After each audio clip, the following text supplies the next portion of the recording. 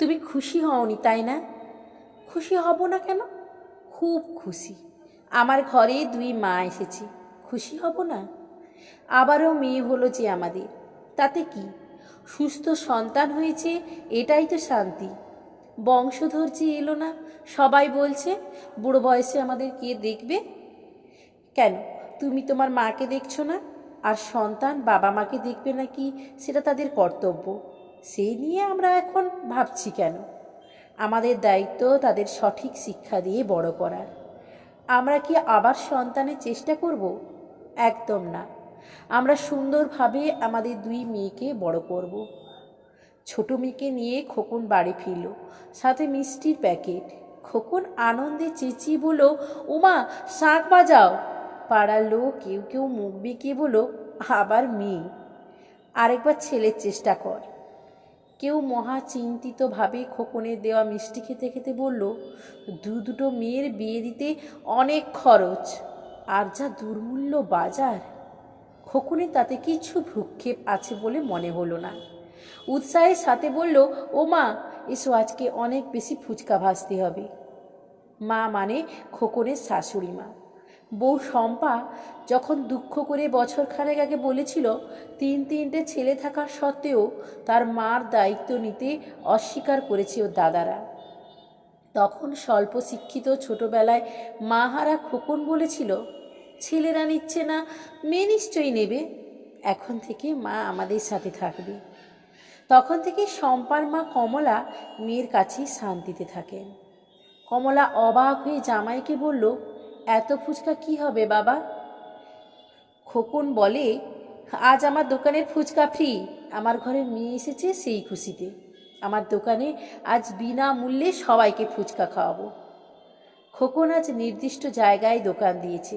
ফুচকা খাওয়ার পর যখন কাস্টমাররা টাকা দিতে আসছে, খোকন হাত জোড় করে বলছে, পরশু আমার মেয়ে হয়েছে, আজ বাড়িতে এনেছি, সবাই ওকে আশীর্বাদ করুন, আজ পয়সা দিতে হবে না। আজকাল শিক্ষিত উচ্চবিত্ত মানুষ যা পারে না, স্বল্প শিক্ষিত খোকন তা পেরেছে। এটা দেখে অনেকে খোকনকে সাধুবাদ দিয়েছে, আবার কেউ কেউ এটাও বলেছে, ব্যাটা পাগল। খোকন সব ফুচকা শেষ করে বাড়ি ফিরে এলো এক গাদা ফল নিয়ে। শম্পা বলল, এতগুলো ফল আনলে আজ বেচা কেনা হলো না, কদিন ধরে দোকান বন্ধ, এরকম করলে সংসার চলবে কি করে? খোকন বলল, একদম চুপ, অনেক কষ্ট করে পৃথিবীতে একটা প্রাণ আনতে হয়, বুঝলে? এখন তোমার পুষ্টিকর খাবার ফল, এসব খাওয়া দাওয়া দরকার। মা, তোমার মেয়ে তো এমনিতেই খায় না, জোর করে খাওয়াবে। কমলা হাসতে হাসতে বলে, জামাই আমার খাঁটি সোনা রে মা, ভাগ্য করে এমন বর পেয়েছিস। এইভাবে অনেকগুলো বছর কেটে গেছে। খোকনের 2 মেয়ে হিয়া আর সায়নী বড় হয়েছে। 2 মেয়েই মেধাবী। খোকনের ফুচকার এখন অনেক নাম, রোজ সন্ধ্যায় ভিড় জমে খোকনের দোকানে। ভালোই আয় করে খোকন। ছোট মেয়ে সায়নী বাবার খুব ন্যাওটা। পুজোর সময় বা মেলায় যখন অন্য বাচ্চারা খেলায় আনন্দে মেতে, তখন সায়নী ফুচকা দোকানে বাবার পাশে ঠায় দাঁড়িয়ে থাকে। খোকন বলে, যা মা, আনন্দ কর। সায়নী বলে, তোমায় একটু সাহায্য করি বাবা। খোকনের মুখ ফুটে ওঠে শান্তির হাসি। সায়নী ফুচকার প্লেট দেয় কাস্টমারদের হাতে, কারো ঝাল লাগলে জল এগিয়ে দেয় কচি হাতে। কেউ কেউ সায়নীকে আদর করে বলে, কি হে খোকন, তোমার খুদে সাখরের যে রেডি দেখছি, শুনেছি তোমার মেয়ে লেখাপড়ায় খুব ভালো। খোকন হাত জোড় করে ভগবানকে ধন্যবাদ জানায়। এখন রোজ স্কুলে শেষে সায়নী বাবার দোকানে ভিড় সামলায় দায়িত্ব সহকারে, বাবাকে যথাসাধ্য সাহায্য করে, তারপর ভিড় কমলে বাড়ি ফিরে পড়তে বসে। খোকন বারবার বলে, দোকানে এসে পড়াশোনার কোনো ক্ষতি যেন না হয়। সায়নী বলে, এ নিয়ে তুমি চিন্তা করো না বাবা। এইভাবে খোকন একটু একটু করে টাকা জমিয়ে একটা দোকান ভাড়া নিয়ে বিরিয়ানির ব্যবসা শুরু করে, আর রমরমিয়ে চলতে থাকে খোকনের দোকান। মাত্র 60 টাকার সুস্বাদু বিরিয়ানি খাওয়ার জন্য লাইন লেগে যায় মানুষের।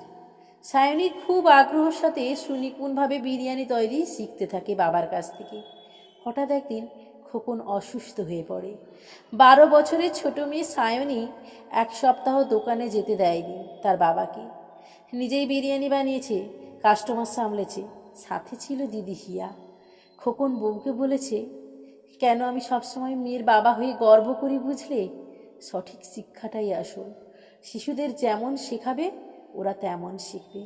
তাই ছেলে হোক বা মেয়ে, কোনো বিভেদ করতে নেই কখনো।